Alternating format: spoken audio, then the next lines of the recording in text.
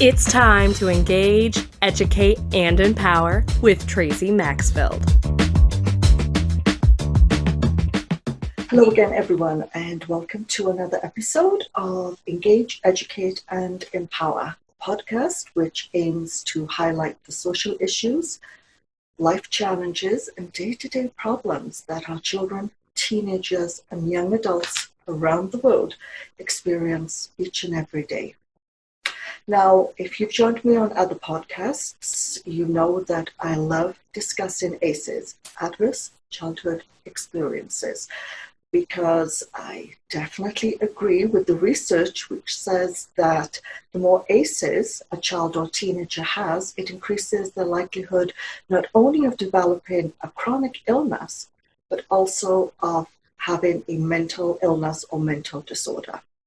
So I'm very pleased that today's guest is actually an expert in ACEs. So Suzie Gruber is a personal development coach. She was a scientist turned personal development coach. How about that? And helps professionals get unstuck. By working with Suzie, professionals can uncover and unravel what's driving their challenging patterns and self-critical mindset. Through this new sense of freedom, Suzie's clients become more productive and successful and experiencing a greater sense of aliveness, ease, and joy.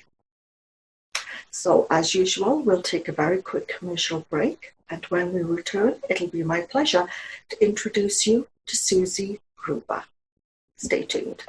For more information about Tracey, her mission, the show, Tracey's book, and offered courses from Tracey herself, visit traceymaxfield.com.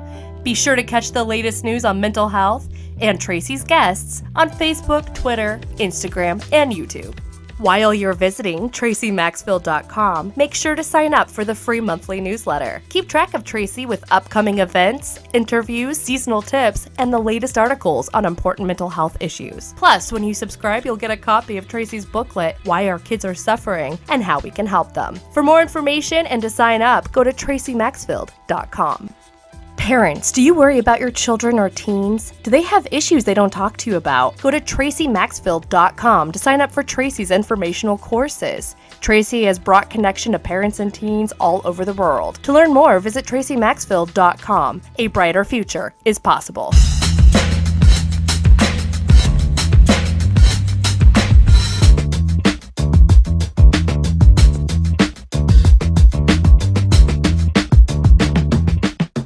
So welcome back, everyone. And as promised, I would like to introduce you to my very special guest, Suzie Gruber. Suzie, thank you so much for being on my show. My pleasure. So in the intro, when I read your bio, I mentioned that you are an expert in ACEs. And certainly, as everyone knows, I always mention ACEs, I think, in every single podcast so far, because I don't think you can now have a conversation about chronic health, autoimmune disorders, or mental illness without looking at the connection between adverse childhood experiences. So tell me a little bit about the work that you do. Yes, so I am a practitioner of the neuroaffective relational model, a model developed by Dr. Lawrence Heller to address the impact of ACEs on adults, and it's now being applied also with children. Yeah. And what's exciting about NARM, which is what we call it for short, is that rather than give us another strategy for, oh, if I do this thing, I'll feel better for a few minutes or a few hours or a few days, we actually look at what's driving the difficulties that people are struggling with and help them unravel them so that they can actually have better lives rather than continuing to have to, meditate for an hour. Not that meditation is bad. I love meditation personally, but to keep adding strategy after strategy after strategy. Instead, we look at what's driving the difficulties that people end up with from ACEs. No, I agree. And now, when I look back at my childhood and my teenage years, my score was 5. Yeah. And so, the fact that I then went on and had a number of depressive episodes until I was finally diagnosed with a genetic form of depression, I'm kind of looking at everything that's happened and saying to myself, how could it not have happened? Because it was not identified. And even though we think that we've, suppressed those memories and pushed it right down into a little box, you carry it with you. That's right. Throughout That's life. Right. And trauma and certain things that trigger kind of sets that wheel in motion. Yes. And I want to speak to what you just said about how we put it in a little box.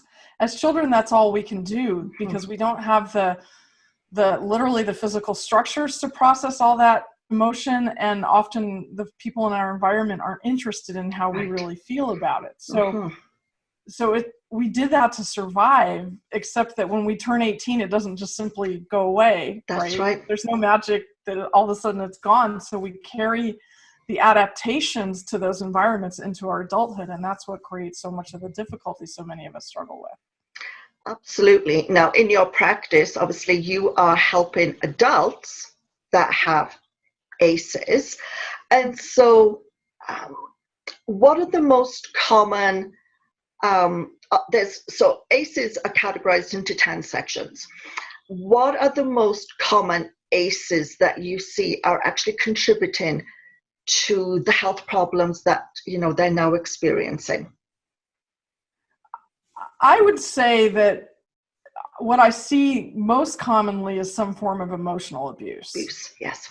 Yes, which can take on so many different forms, but the most common form I see is what we call misattunement, meaning that an adult had an idea about how a child should be or how a child should feel or whether or not a child was hungry or tired, and instead of actually getting curious and engaging with the child, they just behaved in a certain way that erased the child's needs and desires. And so that's a silent form. That misattunement is kind of a silent ACE that a lot of people who even had good childhoods on the surface, meaning they weren't physically or sexually abused, they weren't neglected, but that's a silent ACE that I see even with people who were physically and sexually abused. Of course, it's across the board, this theme of misattunement.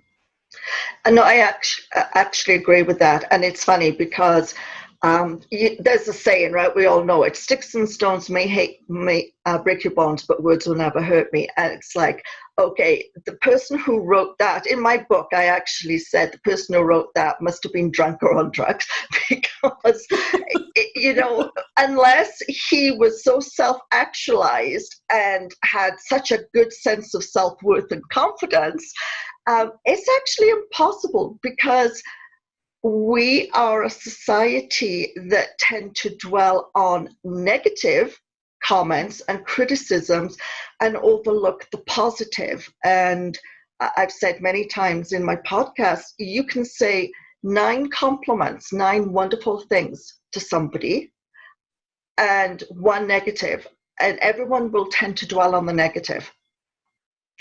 And so, part of the aim of my podcast is to not only help, not that many children are watching it, but I know there is a teenage and a young adult audience, but to get parents to understand that when you invalidate your kids' emotions and feelings and what they're trying to tell you, that's not good.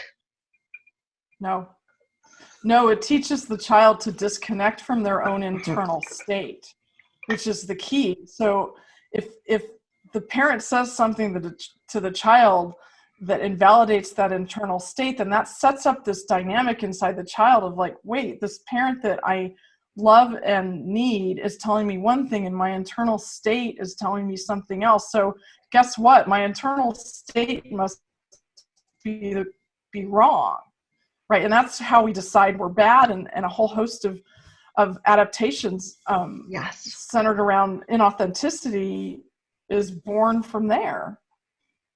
No, you're absolutely right. And it was funny with my parents, very abusive. Initially, it was physical. And I'd always tell the story until I could run fast enough to get in my room and barricade the door. But then the emotional torture and the psychological words and the, what went on after that really did, I would say, a number on my brain. Yes. As you're trying to fight with that. And I knew at a very early age, I had to get away, that I knew that if I stayed in that environment, I would either become like them or I would eventually die. And hence why I'm in a different country.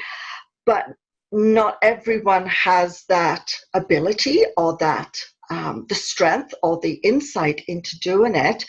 And so what are what are the tips that you want to share with parents, teachers, adults? Because you could have wonderful parents that support you, and you could have a teacher that's a bully that's still going to have that same effect on your brain. That's true. And again, that's why attunement is so important, that the more that parents can pay attention to what's actually going on in the child, the more comfortable the child's going to be expressing that, hey, this teacher's doing this thing to me and I know it's not right. If a parent is misattuning as well, the child's more likely, to minimize other bad things they're experiencing outside the home, and then they're not going to tell anybody, and that's an even worse cascade. Yes.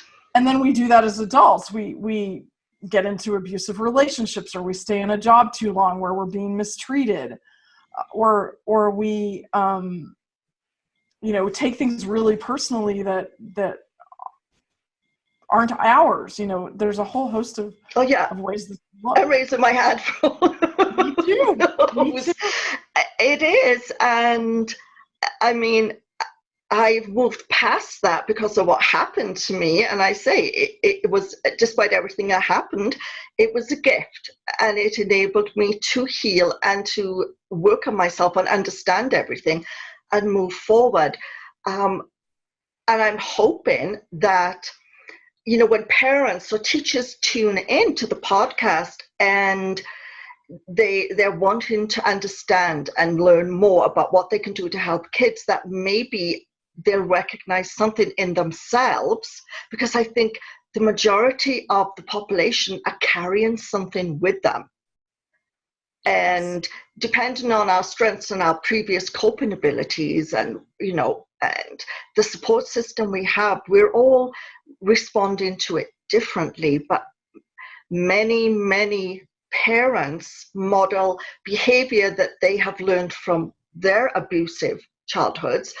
And we know that children mimic or copy their parents. I mean, so what you say, what you do, what you give out, you have a little sponge there that is just absorbing this. Yeah, absolutely. I mean, if a parent is struggling with feeling unhappy or feeling depressed or feeling anxious, the child's inclination is going to be, how can I change this? What can I do to help? And that takes the child away from their own development. Yes. And so I always tell parents the most important thing you can do is do your own work. And I know it can be difficult, it can be humbling, and we can't change other people's behavior, but when we do our own work, all of our relationships change. And that's really exciting. Definitely. So going back to teenagers, especially, I'd say in the past couple of years, there's been such a switch where we have the helicopter parents, and that is a challenge in itself. But we also now have parents, especially mums, who are becoming best friends with their teenage daughters and are socializing and partying and sharing an intimacy and an openness, which I struggle with, because I believe you need to be a parent first and foremost. As you get older and your teenager becomes an adult, they can become your best friend at that point. But when they are starting to develop their own identity and learn who they are and their place in the world, you then jumping on board and being their best friend, I think is actually going to add more chaos in that child's brain. And I can see you nodding, you agree. So I'd love you to talk to that a little bit more. Yeah, I mean, you're speaking to the issue of confused roles. Is this person my mother or my best friend?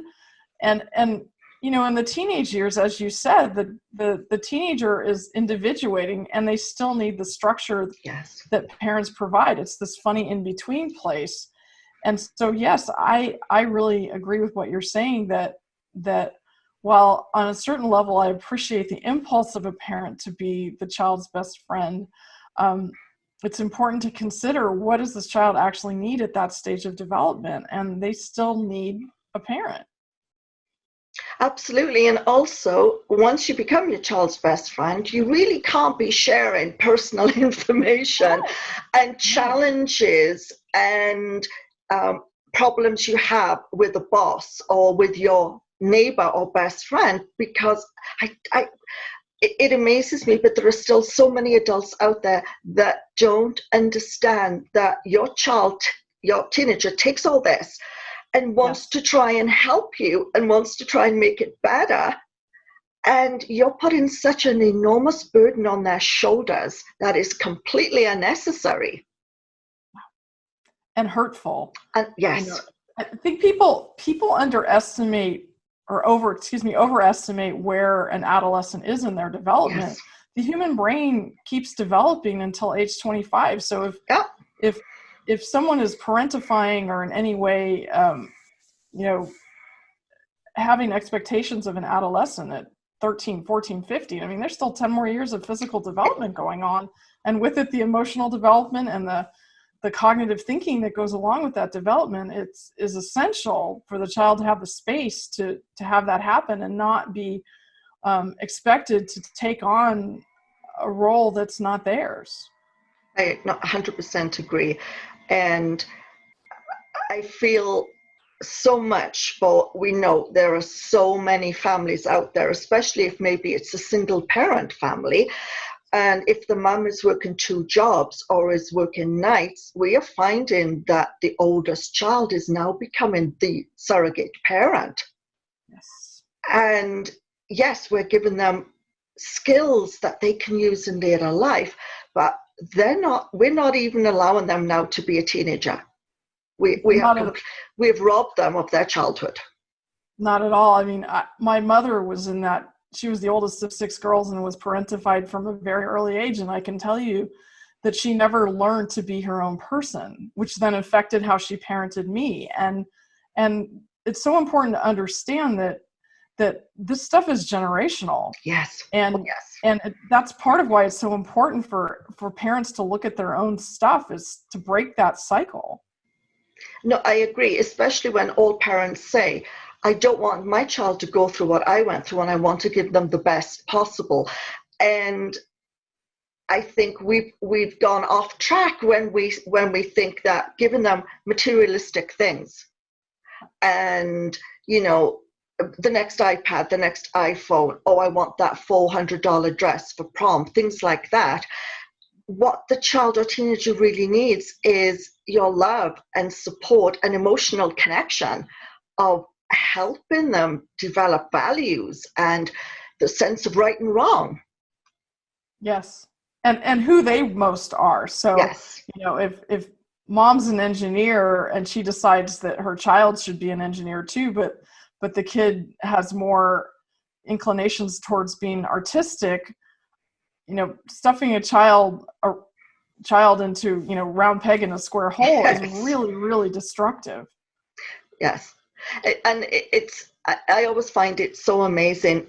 I think we're so confused as a world because in one hand, we are treating our children and our teenagers as if they are adults and are putting on them adult roles and expectations without even explaining to them what it means to be an adult and how you actually deal with that. And then on the other hand, we're then saying, oh, we're not going to tell you about that. Oh, be quiet. Oh, you're going to be fine. Oh, move on. It'll get better. Look at me. And it's like, I mean, I would hate to be a teenager growing up right now, because societal pressures and expectations are so absolutely overwhelming. Yes. And the amount of input that is available to a child from a very early age now is astounding. I mean, when I was growing up, we had a telephone on the wall with no answering machine. Right now, we're all carrying around smartphones. We're available every moment of the day. Mm-hmm. Kids get phones really early. They can get on the internet and find whatever they want. I mean, the amount of input for a child to process is beyond what they are literally, physically, and emotionally capable of processing. It's completely overwhelming. No, I agree. And as adults, we are overwhelmed. And, we also are trying to dissect fake news from factual information, and the cyberbullying as an adult, Facebook, you just go on there. I did a post about it. It seems with the pandemic, we've seen that people have come out and shown their best self, and people have come out and shown their worst self. And just some of the horrible comments that I'm seeing on posts, even about healthcare professionals who are the frontline workers that are saving us. I'm like, as an adult, I'm like, oh my goodness, I know kids are experiencing the same. Maybe not like that, but they're still going through this attack on their person, their sense of self, who they are.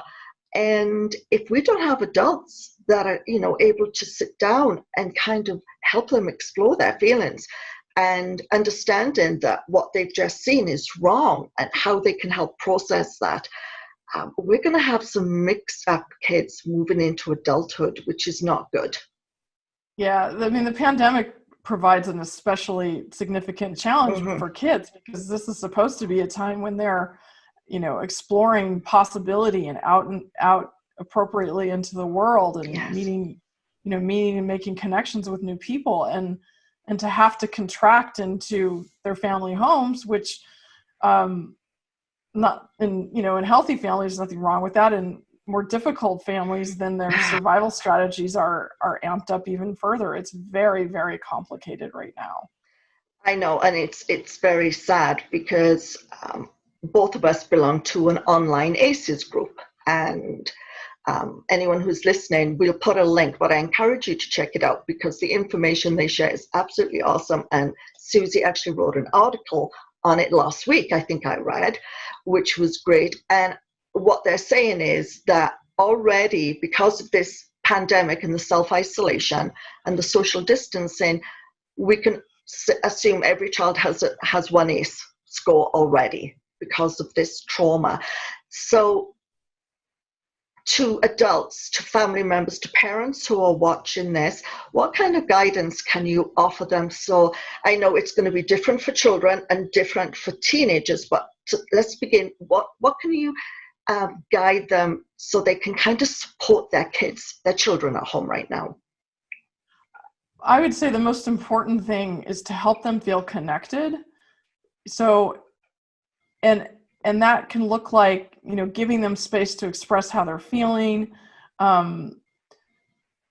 getting really curious about their needs and desires, helping them find substitute resources for the things that they generally found pleasure in that they can no longer, or at least hopefully temporarily, not do.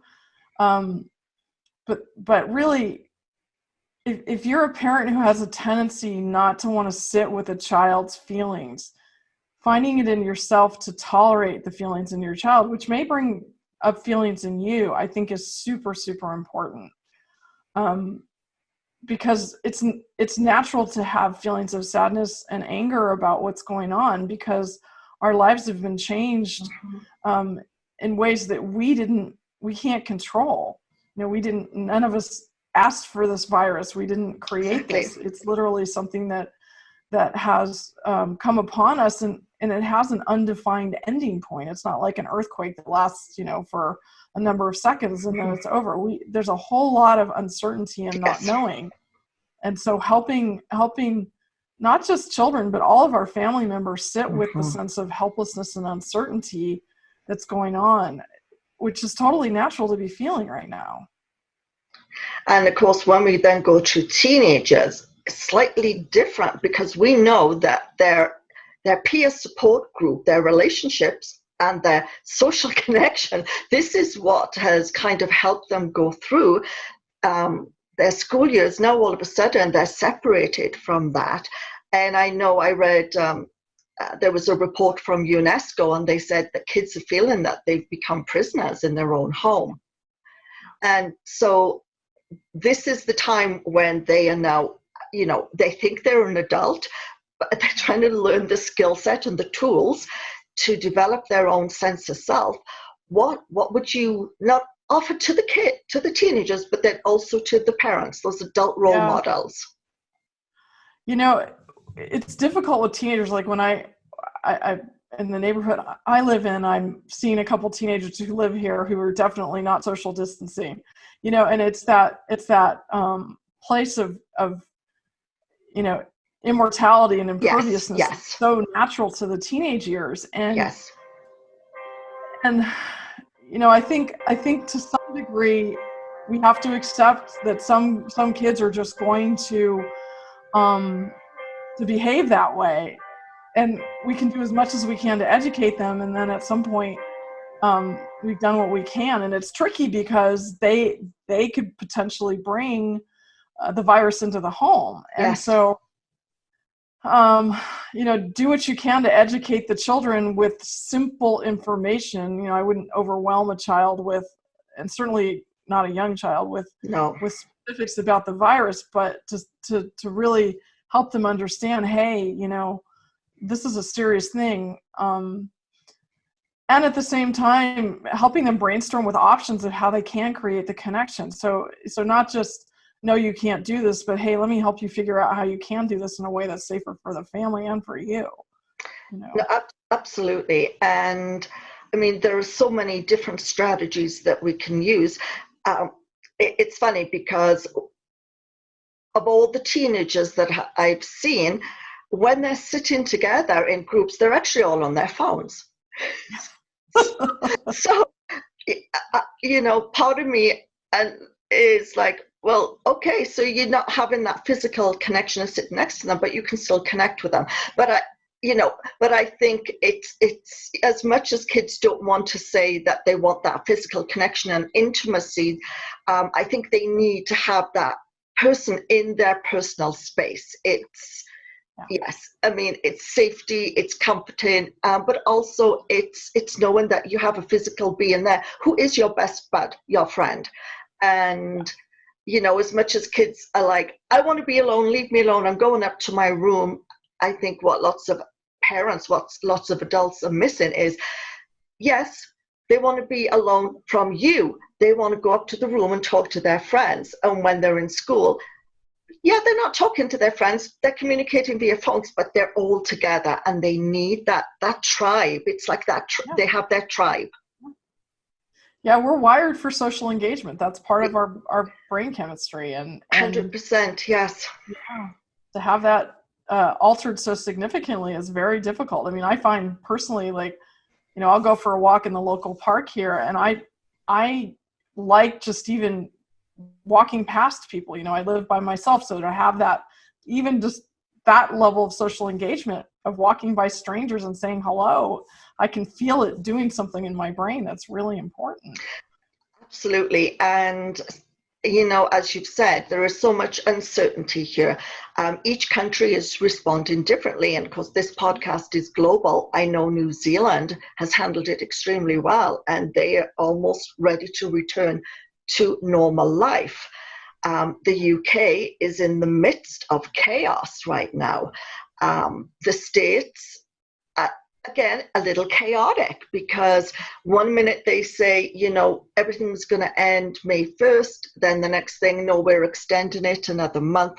And people, I think, because we're not giving them that date, that tangible, on this day, everything will end and you will be okay.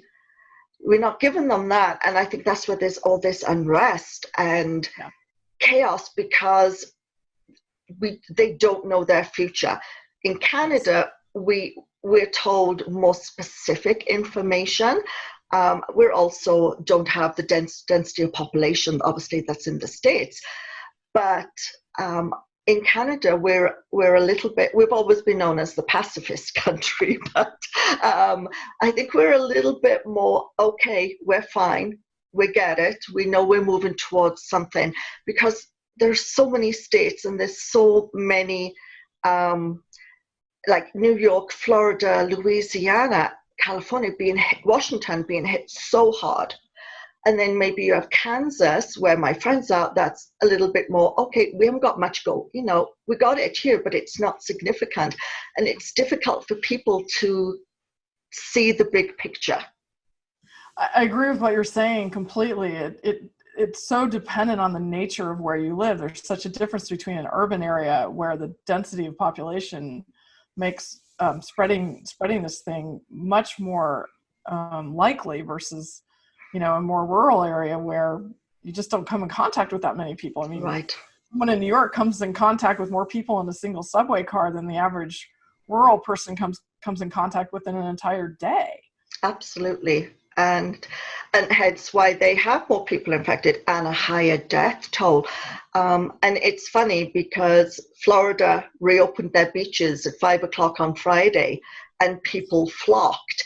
And it shows that, you know, it comes to a point with people, it's just that need to be outdoors and to be socially connected is a chance they're willing to take against the virus. And I think I'm hoping that this is going to change how we act in society, how we respond to things. That is my hope. Deep down, I'm thinking maybe it won't happen, but we've proven as a society, we need people, we need togetherness, we need connection, and I'm hoping we will build on that in a positive way. I completely agree. That's my deep hope too, is that this pandemic provides an opportunity for people to really get curious about how they relate to each other and take some steps to improve that so that they can feel more connected and less distanced. And also that we really acknowledge our own humanity. I think that because the virus is truly a life threat, it gives us an opportunity to build a relationship with our own mortality in a way that our culture has fundamentally avoided until now. I agree. It's when there's that possibility of death. And as a nurse, I saw it all the time. And so you're continually reflecting. But it's to look at the big picture and say, what is important to me in the whole scheme of things? What is the most important to me and gives me joy and peace in my life? So, I mean, we can't, it's unavoidable. We cannot not stop talking about the pandemic. I think also what we're seeing is a lot of adults have come out and said they're really struggling. And I know for many who already have a pre-existing health condition or a mental illness, this is a really tough time. And I know that there's lots of supports that have been brought out to kind of help them. But I foresee that once all this is passed, we're going to go into a different kind of pandemic. Not the bacterial or the viral. I think we're going to have so many people that are going to be emotionally and psychologically exhausted, confused, and I think that we're not going to be able to pick up the pieces and go on with what we consider our life once all this is over because of what's going on. So this is what you do. You're helping adults who already have ACEs, so they're coming to you because they have things going on in their life. Now we're adding this into the equation.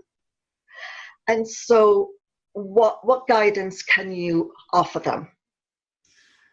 Well, the way I like to think about it is that for most of us, I mean, this is a very serious issue, and there are many people facing very real acute things like job loss and having to live with multiple generations of family members that they didn't anticipate that happening. And in my experience, what that does is it amplifies our survival strategies, the strategies that we created, to survive less than ideal environments in childhood, the environments that created ACEs. And so the quote good news is that it amplifies something that was already there. And so if anything, it gives people a way to see even more clearly, oh, when I'm stressed, for example, my go-to is to please other people, or my go-to is to want to end everybody's suffering, or my go-to is to isolate. And so they're getting a really, and we are, because I'm in that just like everybody else, we're getting a really strong look at, okay, well, what's my go-to strategy? And it makes it a little bit easier to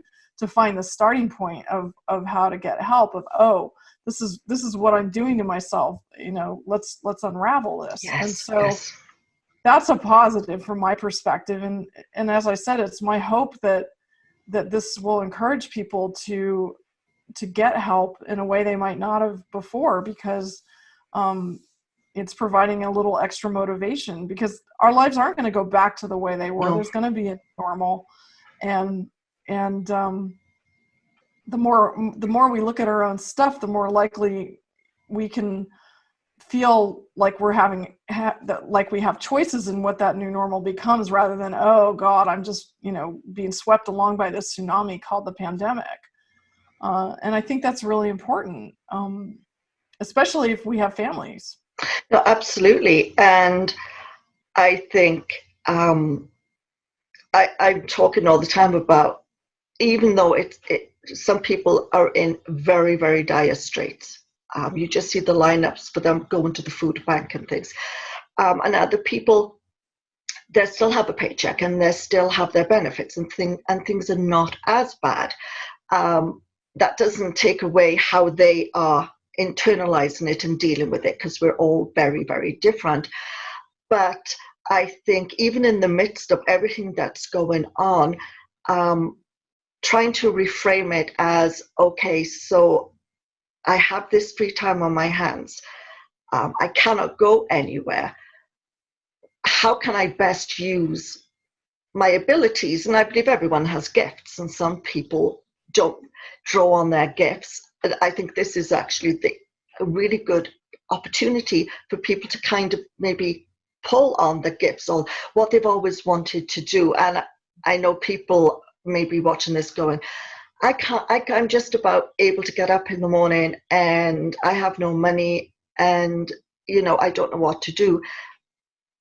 I was there when I was in the midst of my rabbit hole depression and dealing with suicide. And it's try to reframe it that what is good in your life, or what is good out there that you can draw on and help you get through that day. And it may be, oh, I've always wanted to plant a garden, or I've always wanted to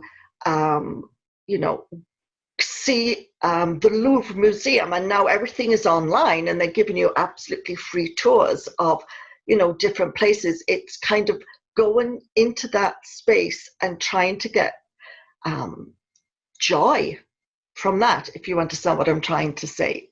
I do. And I think it's important for people to make the distinction between the difficulty that the pandemic brings, the real difficulties, versus what we do to ourselves as a result of that difficulty. Yes. So if I take this difficulty of the pandemic and it touches my old belief of, oh, it's hopeless, I can't make my life better, it's going to amplify everything. Yes. So if we can really start to tease apart that negative self-talk and realize, okay, well, there's a really horrible thing happening. That is for real. But I'm throwing gasoline on my own internal fire and making it worse. Yes. Getting curious about why I'm doing that and how I'm doing that. And then, as you said, okay, well, there's this other impulse in there It's like my true impulse, as you were saying, is to go plant a garden. I mean, that personally has been one of my biggest respites during all of this, is to have my hands in the soil. But everybody's got a different impulse. Yes. Like, oh, Yes. maybe I've wanted to do an online dance class, or, you know, I have friends that are playing games on Zoom, you know, finding different and novel ways to connect. But, you know, I heard an interview on the Transforming Trauma podcast recently. Larry Heller was talking to Gabor Mate, and Gabor Mate said, trauma is not what happens to you, it's what happens inside you. And I love agree. that distinction. It's like, instead of focusing on the event of the pandemic, looking inside, oh, what am I making that mean? Yes. What am I telling myself? I agree. No, and I love that. And it is very true. It's, you know, we have to reframe it and look at this as an opportunity that we can discover our real selves. If you say, when you were working, and we always say, everyone says, if I had more time, I would do this. Well, now you have that opportunity. And if it's, okay, I want to travel more, then try and look at how can you travel more from the confines of your living room and a computer. But, you know, it's the little things. It may not be perfect and ideal, but we're having to make adaptations throughout life right now. Right? There is no straight road. It's very curvy and there's bumps along the way, and it's just learning to accommodate those and still being the best that you can be. And so even if it is going and cleaning your basement and painting it, go do it. Even if it's just like a little bit today and then a little bit tomorrow, but it gives you that sense of purpose, and gives you, and I like that if people start doing things that give them joy, it enables you to take back control of your life a little bit, because you have that certain percentage that you cannot change because you have no control. That's right. That's right. Yeah. And I think you just hit on a really important point, is to honor where we are truly helpless. Like, I can't go outside and wave a wand and stop the pandemic, and that's important to acknowledge and be clear about.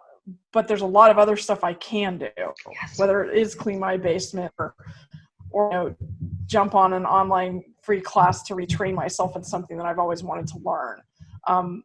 It's like, where is the open space versus where am I truly helpless, and how do I navigate this uncertainty?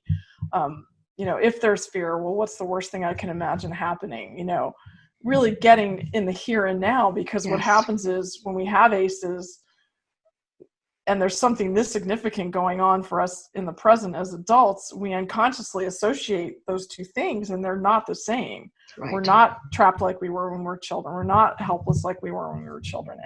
And those can get enmeshed in a way that we have to consciously remind ourselves, oh, wait a minute, I'm not 5. I love that. Absolutely love that. So it's time to wrap up, and it's gone very quickly. So I think maybe when the pandemic is over, I need to have you back on, because then we will have a clearer picture of what the future looks like. And there's still so many people that are going to, and kids and teenagers that are going to need help, because school, in Canada and in Britain, they're saying school may be comprised of very small numbers in class at different times of the week. And I think that in itself may impact many kids significantly if their friends are not in that particular class. So I think that's a whole new topic to talk about. So in closing, I'd like you to share your personal thoughts and your wisdom on how today and tomorrow, in the midst of everything that's going on, people can move forward and be their best selves. Be kind to yourself. Yes. Really attune to yourself and be kind to yourself, and just pause. Take a few moments and just pause here and there throughout the day and listen deeply to what you're experiencing inside yourself. And if it feels scary, see if you can tolerate it just for an instant and give it a little bit of space. It's a tremendous practice of undoing old hurts. Yes. and opening to allowing yourself to be curious and surprised by who you find there. I love it. I love it. Suzie, thank you so much. It's been an absolute pleasure. I've loved talking to you. And as I said, you need to come back for part 2. Sounds good. Thank you so much. Thank you. Suzie Gruber is a scientist turned personal development coach. Her deepest passion lies in helping you improve your life today. She received her undergraduate and graduate degree in chemistry at Harvey Mudd College and then Princeton University, spending 15 years in the biotechnology industry working in operations for startup companies. While learning about peak oil, environmental issues, and the instabilities of our economic system, she learned how to listen to her deeper voice. And now she uses those tools and resources to help professionals get unstuck. By working with Suzie, you get to uncover and unravel what's driving your challenging patterns and self-critical mindset, rather than adding yet another self-help to your to-do list. Through this new sense of freedom, Suzie's clients become more productive and successful, experiencing a greater sense of aliveness, ease, and joy. Visit her online at SuzieGruber.com. Also check out her social media at Facebook.com/Suzie Gruber Personal Development Coach and on LinkedIn at Suzie Gruber.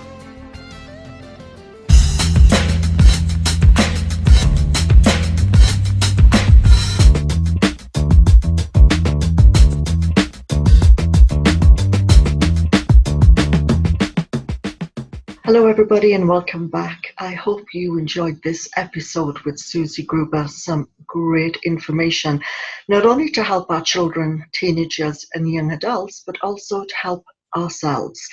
And hopefully, this experience in the pandemic will help us become better people.